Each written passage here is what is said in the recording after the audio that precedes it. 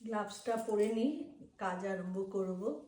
তো এই দুটো সেট কিনে নিয়েছি, ঢাকনা, আলুর ঢাকনা, আর উপরে একটা লাগিয়ে দেখেছি যে কেমন হবে জিনিসটা।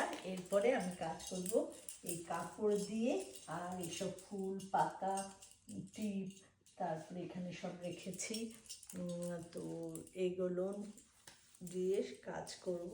তার আগে গ্লাভসটা পরে নিই, গ্লাভসটা পরে এগুলো ছিঁড়ে নেব, ছিঁড়ে নিয়ে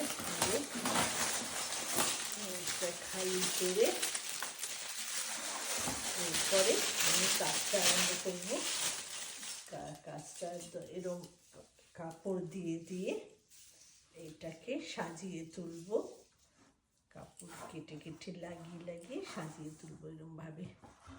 আমার নতুন একটা নকশা লাইট, তার আগে এইটা করেছিলাম, তার আগে আরেকটা করেছিলাম, এবার এইটা করছি আমার প্রতিদেবতার জন্মদিন উপলক্ষে।